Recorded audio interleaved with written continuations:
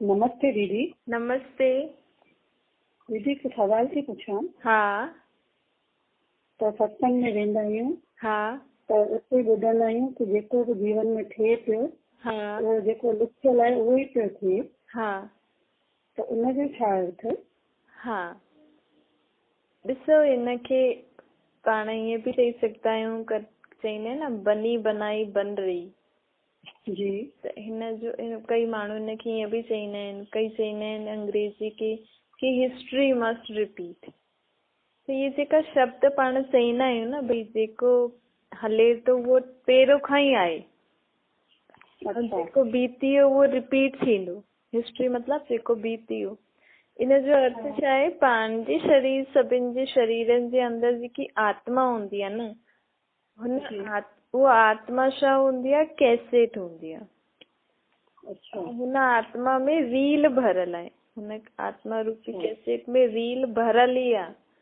कंहिंजी रील भरल आहे सतयुग खां, कंहिंजी रील भरल आहे सतयुग जे विच खां, कंहिंजी त्रेता युग में अची करे पार्ट वॼाइण जो मतिलबु इहे आत्मा जी जेकी कैसेट आहे उहो त्रेता युग खां भरल आहे। कंहिंजी द्वापर युग खां, कंहिंजी कलयुग खां, कंहिंजी कलयुग जे अंत में अची करे पंहिंजी रील मतिलबु पूरो कैसेट वॼे।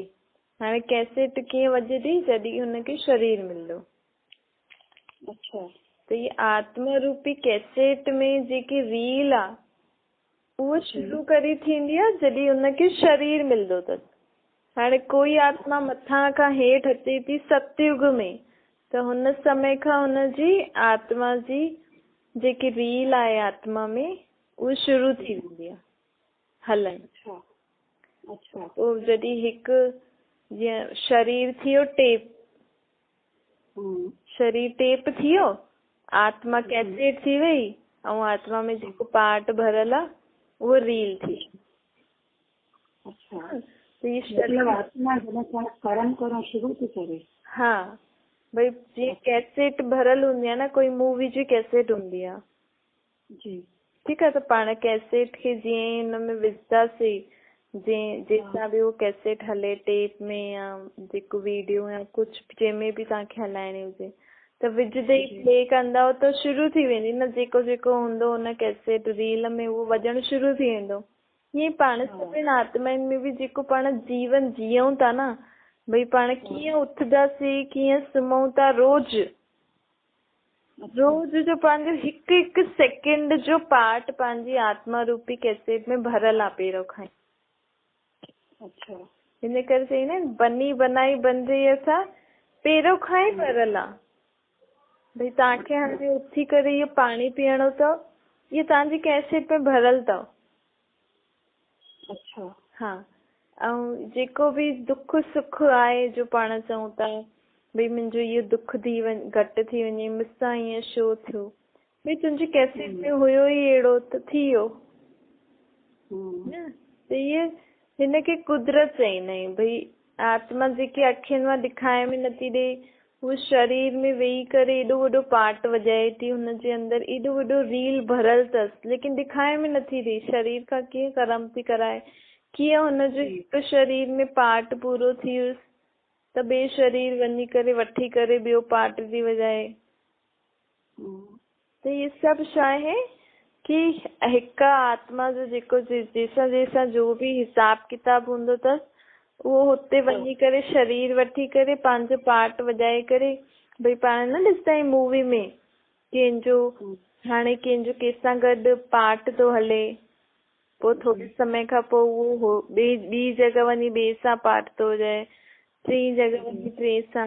जीअं हिकु एक्टर आहे सम्झो, हुनजो हिकु मूवी में ॿियो पार्ट अथसि, हुन ई ॿी मूवी वॼाई त ॿियो पार्ट थी वियुसि, अलॻि अलॻि रोल थी वियो न।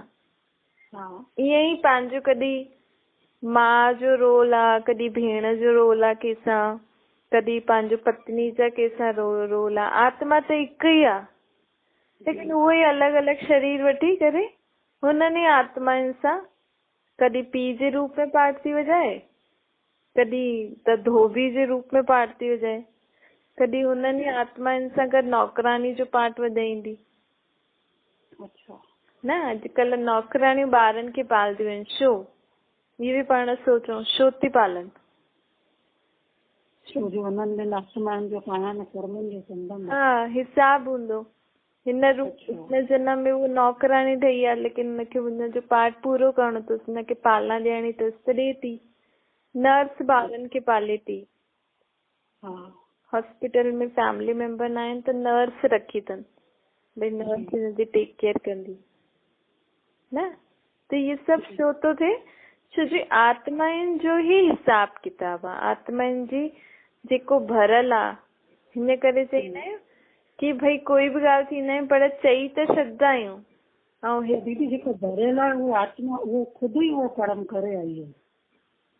ॾिसो, हिकु थींदो आहे कि पाण जीअं जीअं कर्म करूं था न जी, त हिकु थींदो आहे उहो ई भरिजंदो थो वञे। पोइ भरिजी वेंदो, पोइ ॿिए सां पंहिंजो हिसाब किताब ख़तम थींदो, उहो पोइ ख़ाली थी वेंदो। अच्छा, सम्झो तव्हां हिन जन्म में के जीअं बि तव्हां आसपास जंहिंसां बि तव्हां पाठ था वॼायो, हुननि सां तव्हां वॼायो बि था ऐं चुक्तू बि था करो। अच्छा, ॿिए जन्म जे लाइ तव्हांजी रील भरिजे बि थी। अच्छा, ऐं पिछले जन्मनि जी रील ख़ाली बि थी थिए।